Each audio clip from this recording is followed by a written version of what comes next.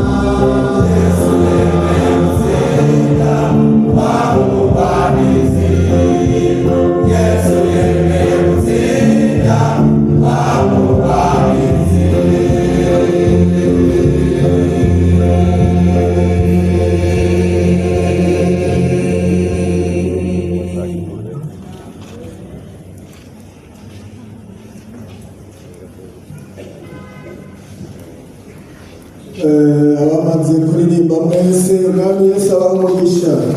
Amen. N'abahezagiwe n'indirimbo Yesu abahezagiwe.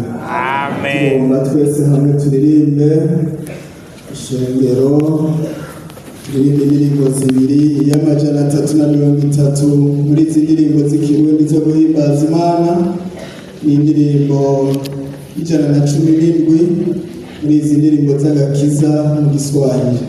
Amajana 330 117 kazi.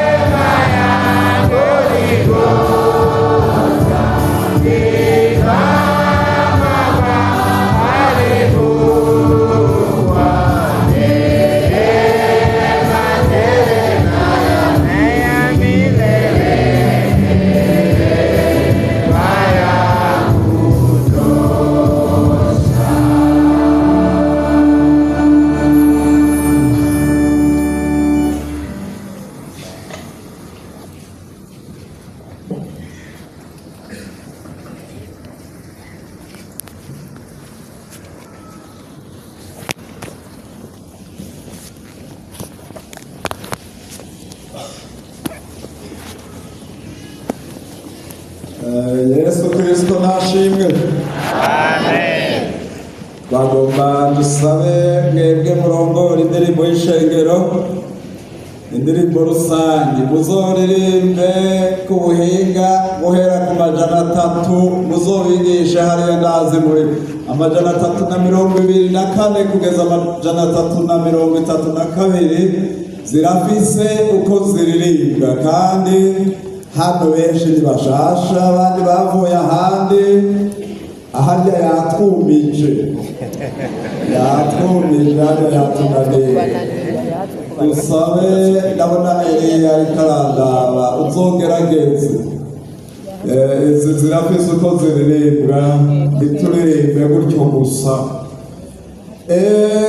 Twagomba dusabe abashitsi batugendeye bahagarara aho bari, naho boba bari hanze, naho hakanye. Abantu bamwe bariyo hanze n'abari inyuma hariya aho babajanye bikinga. Abashitsi bahagarara aho bari tubahe kaze, kandi rero ni vyiza guhabwa kaze mu ngoro y'Imana. Egome turi kumwe hano na muchungaji Jumapili afise amagara make, madamu wiwe ari hano imbere ngaho. Hariho n'abandi bakozi b'Imana mubona bahagaze. Mbega aba bene data bose tubahe kaze mu izina ryande Ya Yesu Kristo. Yesu Kristo abakorera iki? Abahezagiranwe natwe. Amen. Kaze cane, umwami abahezagirane natwe, kandi namwebwe muriko muradukurikira kaze cane, Imana ibahezagirane natwe, kuko batubariye aba barungika ibi bintu. Twariko turumvirizwa n'abantu bashika nk'ibihumbi 15. Urumva rero ubutumwa ari indirimbo ari iki biriko biragenda, bariko baravyumva, kandi hariho abanyandikiye bavuga ngo iyo hageze kwihana bahora bapfukama. Ati ikibazo dufise nuko tutagira ubuca dufasha, tariko muca mudusengera biradufasha. Urumva rero isi yabaye ntoyi, icuvuze cose n'uciriye amata acaguruka mu kirere. Muhaguruke duhe kaze nyakubahwa Imana data wa twese. Imana ikunda abantu bose, kandi Imana itagayana. Naho muri kibuga Imana iragukunda, hagize ugukorako bazohura nayo. Imana yakugize uko nyene umeze, kandi ubinezererwe, kuko ntushobora kubihindura. Murabona, nimurabane ingene mumeze neza, muri amashurwe, bamwe barirabura cane nkanje, abandi bafise inzobe, abandi ni banini, abandi ni bato cane. Yabigize uko. Nguri n'amahera ntushobora kubihindura. Imana yarakoze, yatugiriye. Ubwo bivuge ati Imana yandemye neza. Hagira umupinga bihindure turaba. Gorora ibiganza imbere y'Imana. Aba bantu bose b'Imana ni beza. Haleluya. Haleluya.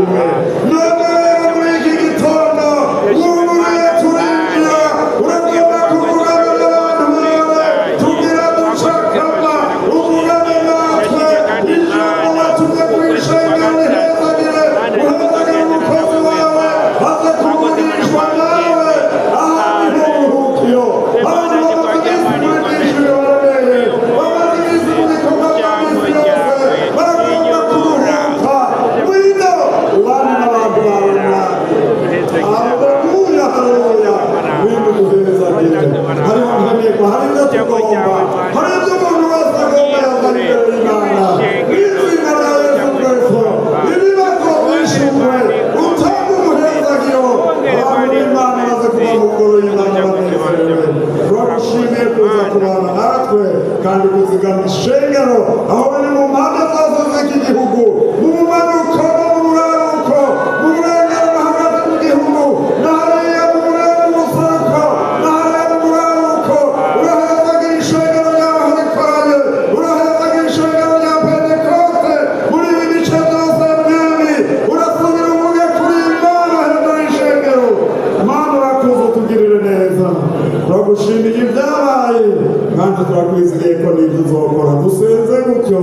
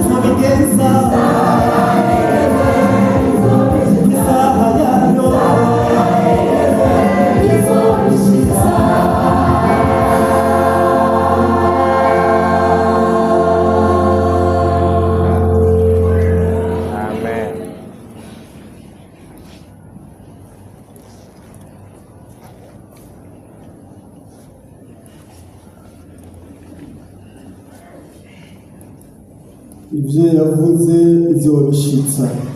Amen. None tugomba twumva ibindi Imana yaduteguriye muri uno mwanya. Turahaye kaze uw'Imana yatunze inkoni Pasiteri Bowazi atubwira icyo Imana yashize mu mutima wiwe. Kaze.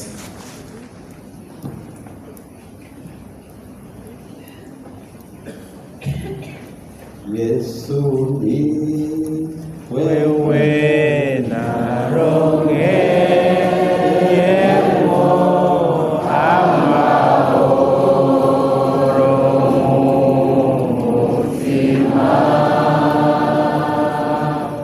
ndahora ndayarondera ahandi ariko ntahandi hariho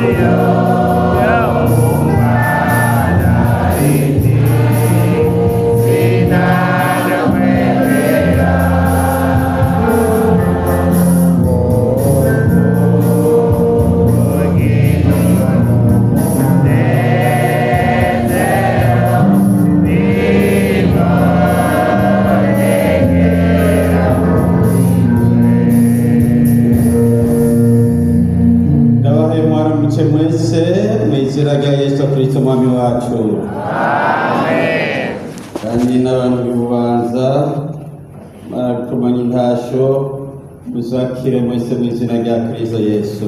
Amen. Muri kano kanya turanezerewe kongera kuba imbere y'ubwiza bw'Imana, nk'uko Imana yacu mu ijuru yatugiriye ubuntu uyu munsi uri hejuru. Twese tukaba turi hano kugira ngo twongere dusangire amajambo y'Imana. Tugomba dusome ijambo Imana yasize mu mutima wanje kugira ngo dusangire n'ishengero uyu munsi. Ijambo ry'Imana tugomba dusome mu cete umukozi w'Imana Pawulo yandikiye ishengero ry'Abaroma.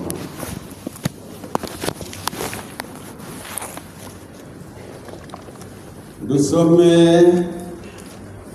igice cya 16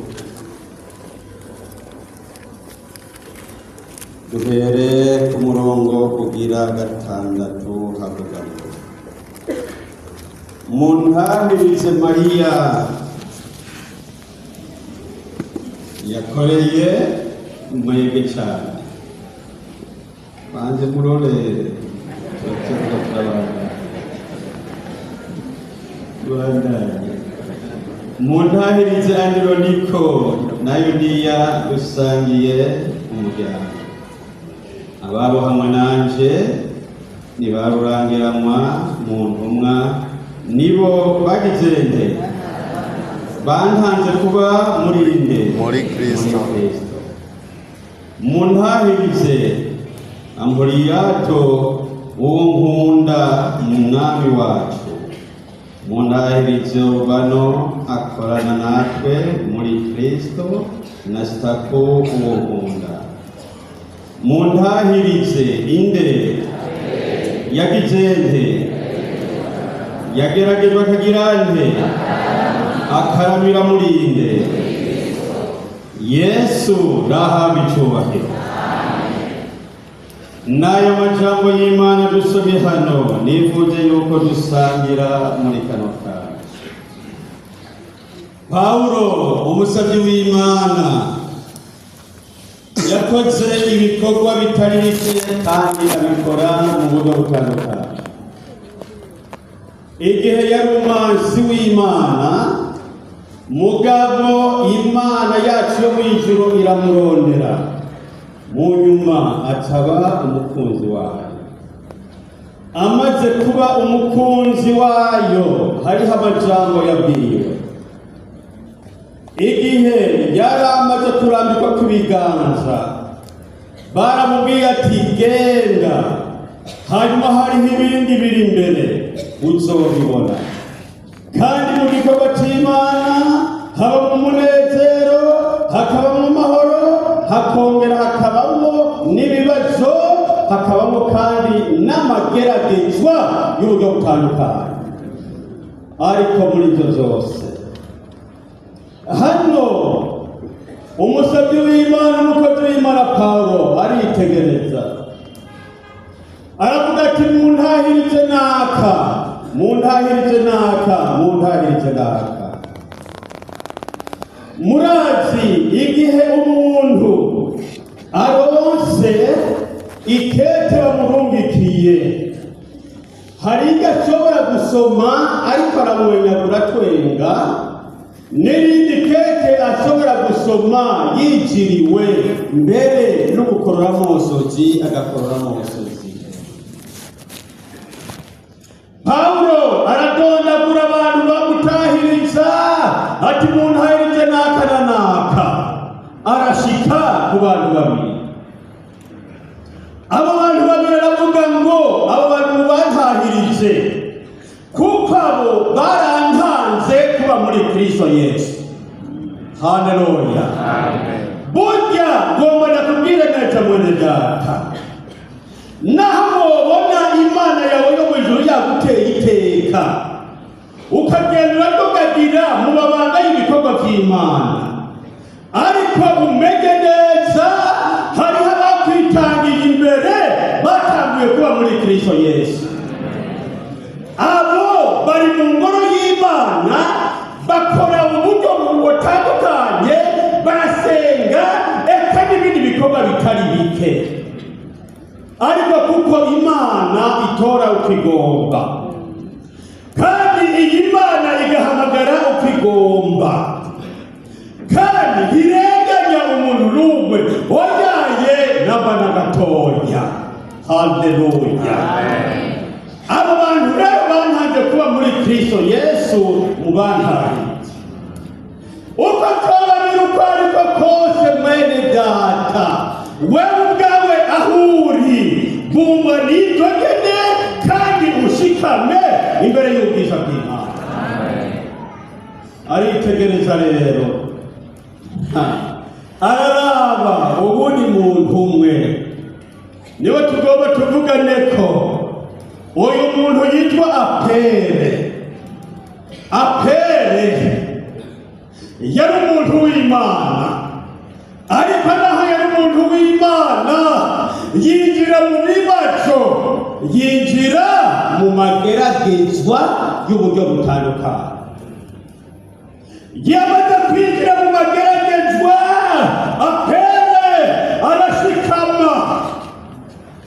Mwene data, ndakwifurije naho wogeragezwa, rema mu mwami wawe Yesu Kristo. Apele yaragerageje, aca mu mageragezwa y'uburyo butandukanye, arageragezwa, aca mu ngorane, ibibazo biba byinshi. Mugabo aho yarari arahagarara, ararema, ataye amageragezwa yose, ndazi ndi kumwe na Yesu ntashobora kuba. Menya neza mwene data, uri kumwe n'umwami wawe Yesu Kristo. Ibibazo birasuriranya, amageragezwa agasuriranya, ibintu bigata hirya no hino, n'abahuri ugasega Imana uti mbega none Mana wanyibagiye, mbega none Mana ko niko ndageragezwa wampevye. Hari n'abandi akiyumvira ati mbega none aya mageragezwa niko ndacamwo avuye kuki, akagwaza korale baririmbana, akarorera n'umuntu n'umuyoza kumushigako akabura. Mbega none ngomba nakubwiye, aho waca mu ngoro y'Imana wace wenyene n'umutima wawe, uravuga ati mwami wanje Yesu, ndagomba mfashe kandi agomba kwakira agakiza. Ako gakiza rero wakiriye niko gatuma urema ugashikama, naho tubabona n'umuntu n'umwe. Mbega none ugomba haza bangana iki? Ko Yesu yageragejwe, abigishwa bakamuheba, ishengero rikamuheba, agategera i Getsemane, abigishwa bakazariya, Yesu ari kumwe nande. Ayo mageragezwa yawe none ugomba kuyakorera nde? Ibyo ni ibibazo byawe, ayo ni amageragezwa yawe, ariko rema uhumure. Yesu muri kumwe, ntacyo ushobora kuba. Uyu mwami wacu Yesu Kristo twizeye ni igitangaza. Haleluya, amen. Arakureka ukaza muri ayo mageragezwa, akabanza akakunyukura, ariko mu nyuma akaza ati mwana wanje rema humura, ndi kumwe nawe. Umwami wacu Yesu Kristo ni papa. Reka tubandanye dusome amajambo y'Imana, reka tuzingurure hariya mu gitabo kigira kabiri c'Abami, dusome ijambo ry'Imana, turabita ijambo ry'Imana ritubwira. Igitabo kigira kabiri c'Abami kane,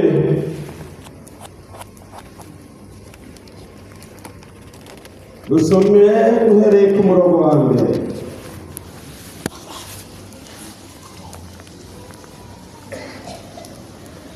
Havuga ngo bukeye haza umugore kuri Elisa, umugabo wiwe yari uwo mu biga ibyo kuvugishwa, aramutakambira ati umusavyi wawe ari we mugabo wanje yagize yarapfuye, kandi urazi ko yubaha Uhoraho, none utwishyuza araje, kandi agomba gutwara abahungu banje bombi ngo abagire abagurano biwe. Elisa aramubaza ati none no gukorera iki? Ndakubaza, hari icyo woba ufise imuhira?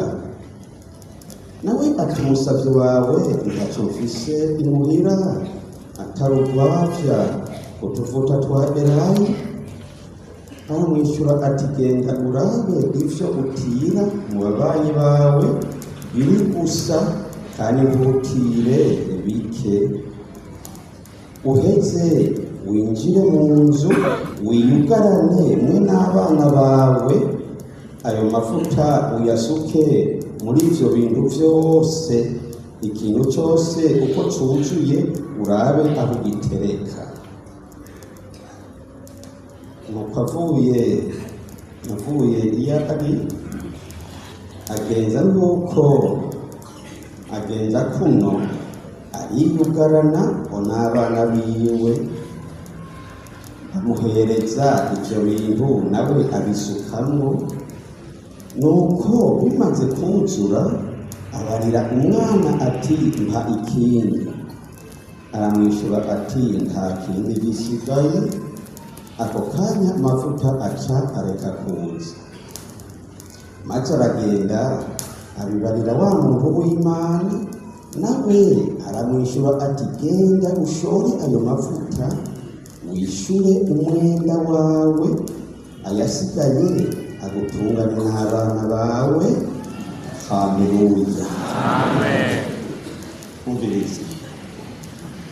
Ibibazo twariko turavuga yuko bidashobora kubura ku muntu, ariko Imana yacu twizeye mu by'ukuri n'Imana itwitaho, kandi n'Imana itubabarana ntaryo, n'Imana yama iza haruhande yacu ikaba ituremesha kandi ikaba idufasha mu bibazo byose tuba turimo.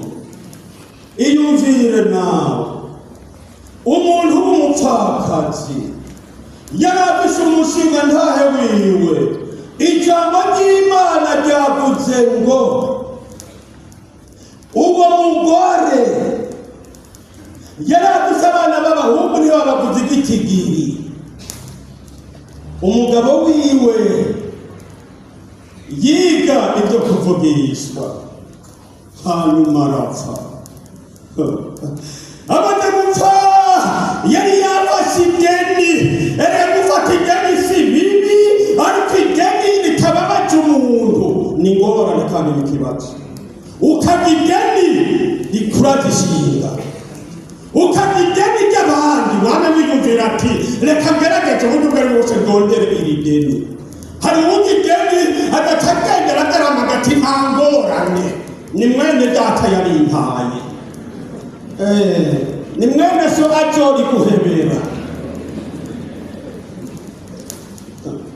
Mwabakozi b'Imana umviriza, erega tuzopfa siko none, uratunganya ibintu byo mu rugo rwawe neza, uriyigani urabivuga, ubwire umudamu wawe kandi ubwire n'abana.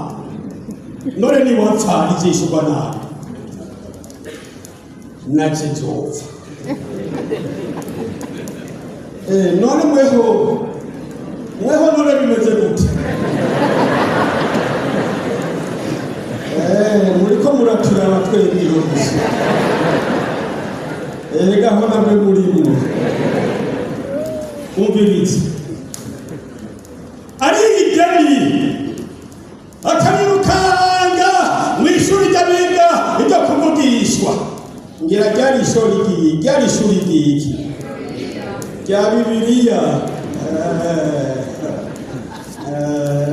Ashitseyo ariga ivyigwa ng'ivyo, hanyuma kuko umwana w'umuntu arafise iminsi yashingiwe, aja abona urupfu rurashitse ruramutwara.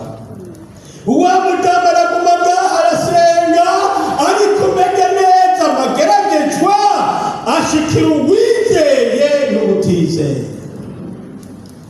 Wa mudamu acaguma ngaho, hagira ukazana umuntu araje ati mada, ati ndaje kwisuza ntivyanje, ati umugabo wawe yari yarandiriye ideni.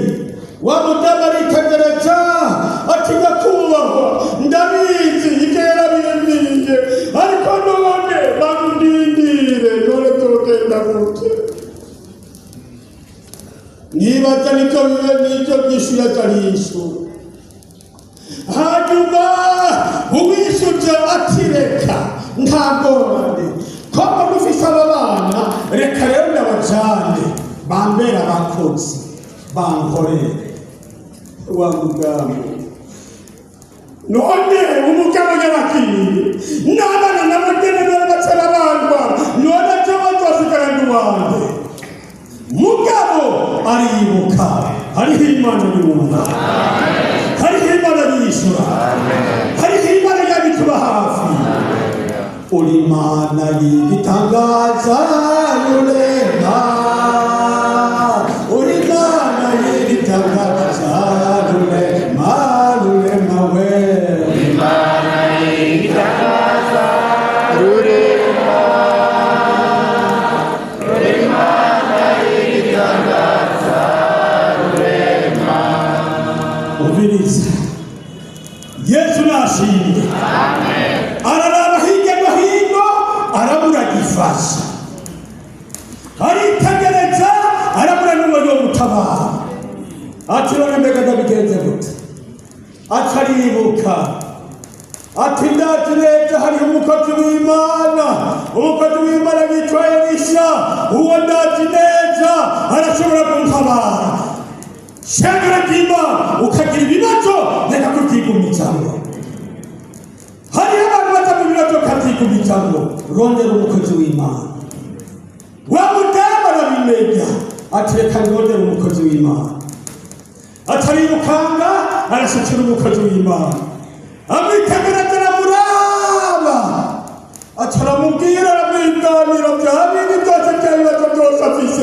cyangorane zose afise aramwiganira umukozi w'Imana aramwitegereza tinone mbega madamu jewe none no kugirande reka ndakubaze gatoya erega Imana yacu yo mw'ijuru irahambaye aho Elisha yociye adugurira kigishu atoya hari igihe umuntu yitega igihe cyose yaba yitega igishu gusaba mwishura ariko nawe uranashobora kukubaza ikibazo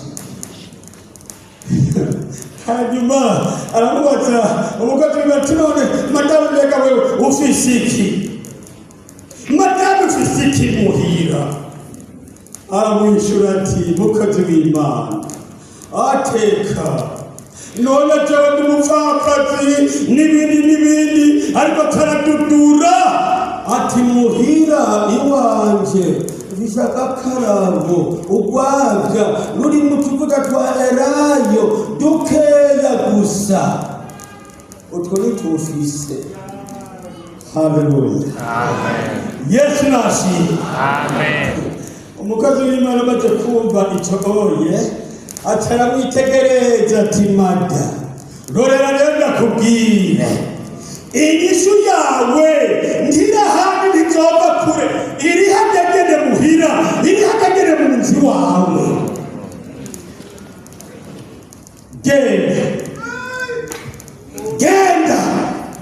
genda iwawe mu nzu mugabo urondere ibintu utire ibintu byinshi kandi ntutire bike utire ibintu byinshi ubishire hajya haruhande yawe hanyuma utugenda mu nzu yawe umviriza neza ufate n'abana bawe mugende mwiyugarane nimwamara kwiyugarana musenge umviriza Imana mwene data hari igihe ushobora kugenda ukayirengana haganyine hariho benshi bagenda barirukanga ngo ngiye hariyaye ngo ni Imana iri ngo ngiye hariya ku buriya musozi ngo ni Imana ivuga ngo ngiye hariya muri iriya nzu ngo niyo Imana ibice itubwira ibyawe ibyawe utazi n'ibiki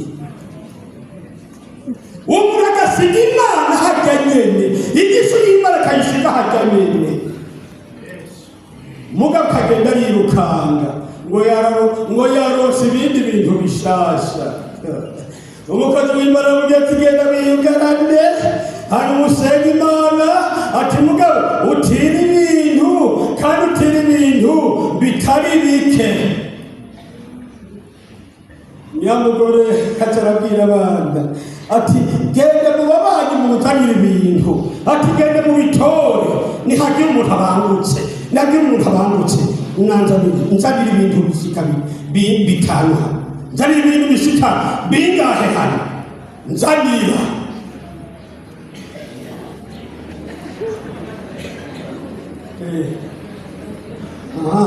sawa aho urakoze, shiraha ntibirakwira biracyari bike mwana, shiraha nzanira ngo atira ibintu bigitende bitari bike byinshi, none ibintu byinshi aracyari byiza umviriza. Yesu nashima, Yesu nashima, barabimuzanira. Hanyuma wa mudamu yamageragezwa bya bibazo yumva biramukigiza hirya no hino, ariko ijambo ry'umukozi w'Imana riraremesha kandi rirahumuriza. Hagiruka barasukana n'ababana barasenga hari hagati mu gusenga, hari hagati batari bake abana babasiga hariya ngo bembe ngaba basengere hariya ngo bakuje gusengera hamwe. Oya, urashira hamwe n'abana musengere hamwe, barasenga. Wa mudamu w'umupfakazi arasenga hanyuma niba umukozi w'Imana yamubwiye ati genda ufate twa tuvuta muri bya bindi batira suka, numva umukizabwira oko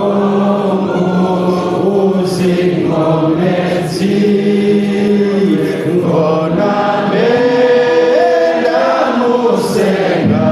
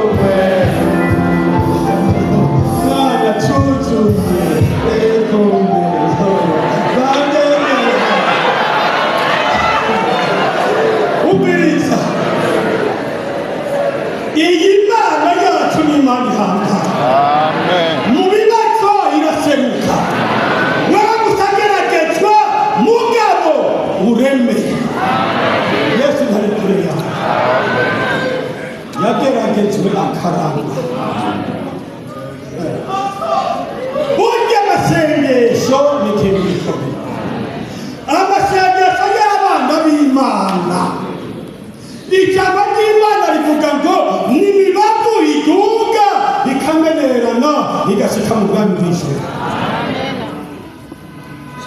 Ati senga senga erega ibintu biracyariho ibirundura byose oyaye biracyariho ataragara kagakarabo kakabya yo singiri ikitanzora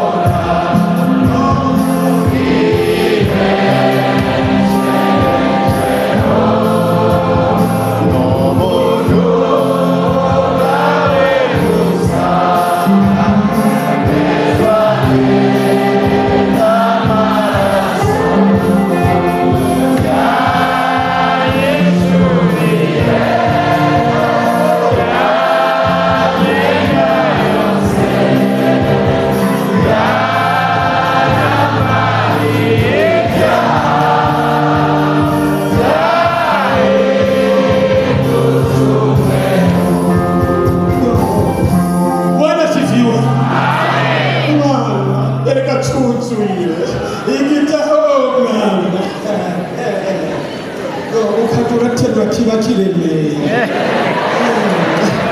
Iyi Imana yacu ni igitangaza kandi Imana yacu iriyishura ifite ububasha bw'ibyaha.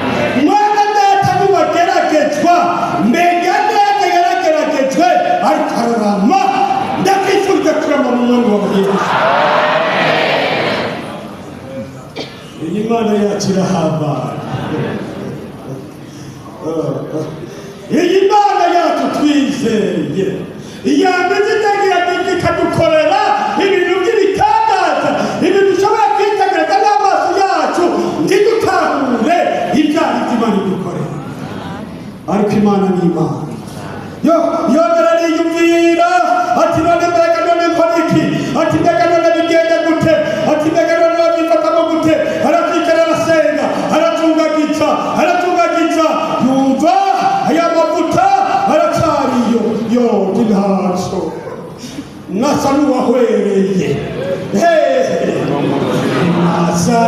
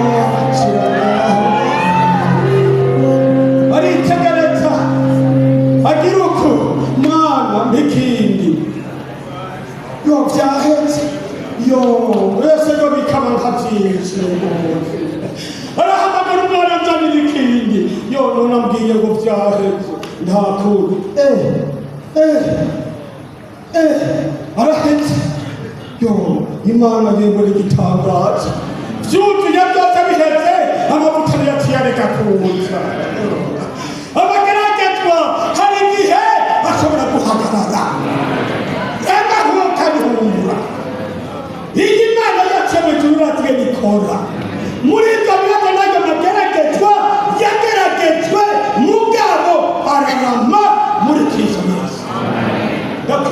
kurama